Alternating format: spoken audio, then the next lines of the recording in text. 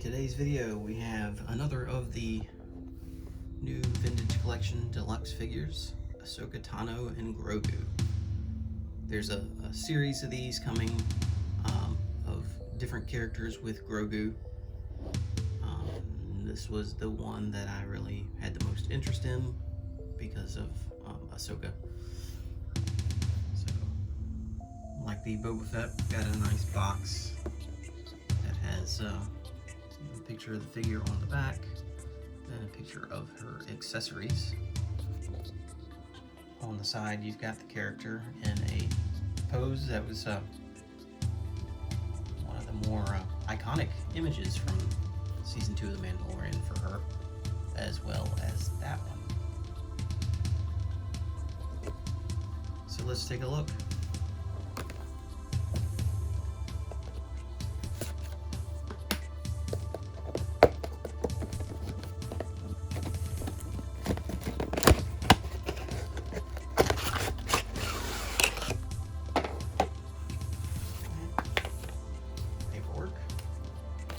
Like Boba, she's held in by cardboard with her accessories bagged up to the side.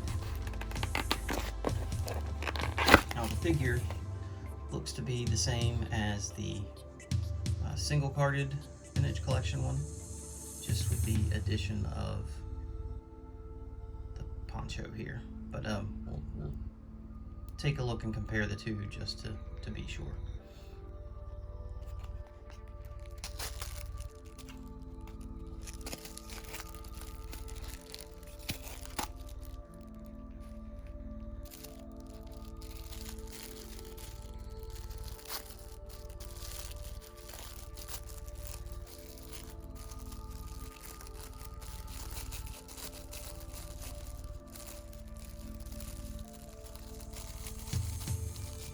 Want to come out of this one.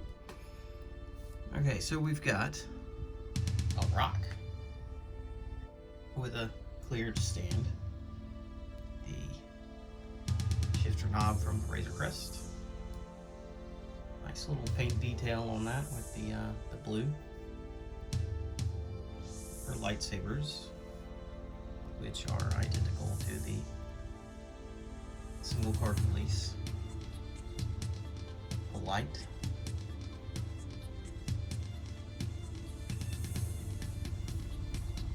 her owl, and of course Grogu. So Grogu is in a different pose than we've gotten in the Vintage Collection before. Like the other versions, his head is movable, and yeah, that's about it. And of course the figure. I'm not going to go over the articulation of the figure because it appears to be exactly the same as the other release, and we covered that recently.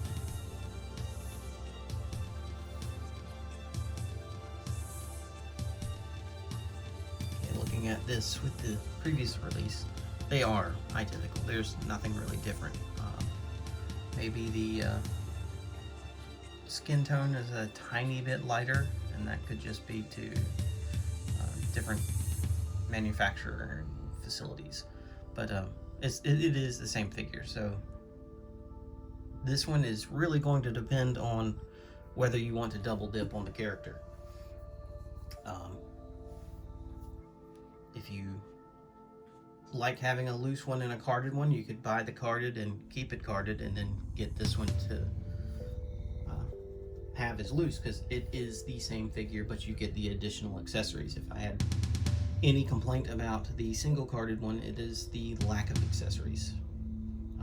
I'm still not sure if all these accessories justify the price point for the box figures, but that's, going to be different for each individual consumer. I do like, though, that the package is collector friendly. Box it back up. Yeah, the tape is going to be cut, but if you like hanging your figures, carded on the wall, this will make a great addition to that. And you can put the figure back in there if you need to. So I do like that it's collector friendly for the packaging. So we have the owl, Mirai, I believe is how it's pronounced. And this has been something that's kind of been associated with the character since the Clone Wars. We've seen it in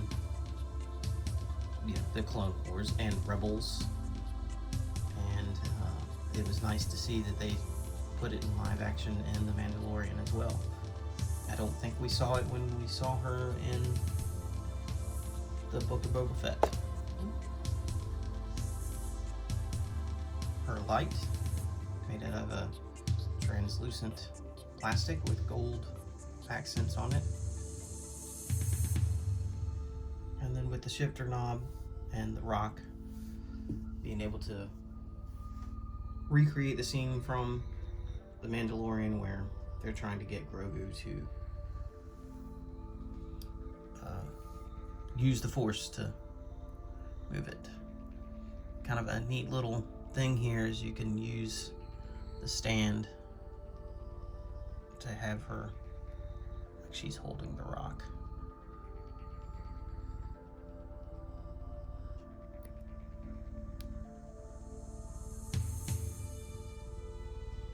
And then the owl fits on her arm. Kind of reminds me of the old G.I. Joe figures like Spirit that came with his Falcon, or Eagle rather, sorry, Freedom, and it fit on his arm. I think an additional accessory of like a tree branch that you kind of see him sitting on, or her rather, would have been nice to have a little stand. I'll probably end up making something, but yes, it fits on her arm, even though we've never really seen that.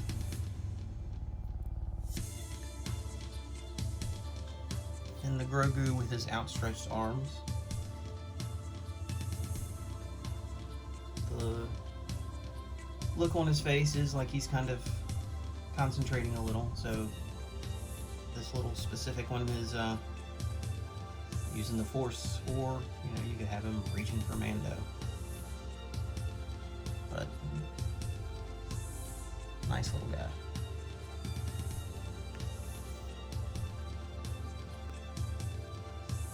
So in the video for the single-carded version, I mentioned that if you didn't want to double dip and get this set, you could possibly find the Rey Island Journey figure, which is going pretty cheap at Ollie's right now, and use the poncho from that.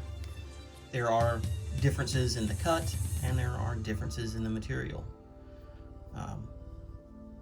This feels a lot softer. It's almost like a t-shirt material. Very light. Got a little bit of curling going on, so it's not quite as sturdy as the Fennec or Boba Fett, but it's better still than a lot of the fabrics that they used for earlier figures. I do think that some of the price increases that we've been seeing in the vintage collection, they've been going into things like the updated paint, which has been such a great addition to the line, and upgraded articulation, which again I think is a fantastic addition to the line.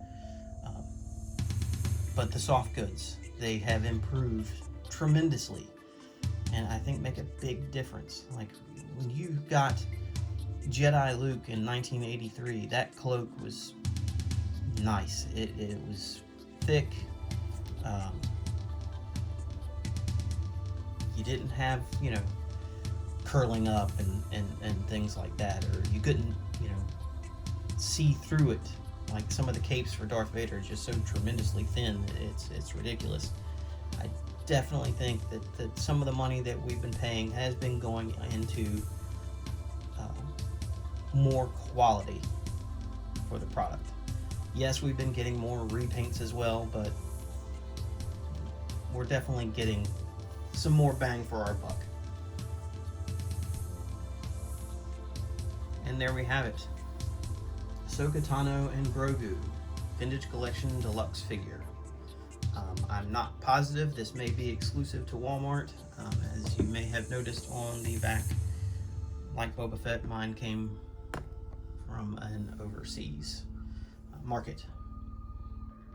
They are starting to arrive in U.S. warehouses according to yakface.com, so they're probably going to be seen very soon. There's several others in the line. Off the top of my head, the only one that stands out to me is the Incinerator Trooper, but I believe they all come with Grogu. So again, it's a higher price point. It's up to you to decide if that's for you. To me, I'm a little on the fence, but I do feel like if you're a carded collector and a loose collector, getting the carded version of Ahsoka is great, for display, and then this is great to open. So let me know what you think. Please like and subscribe.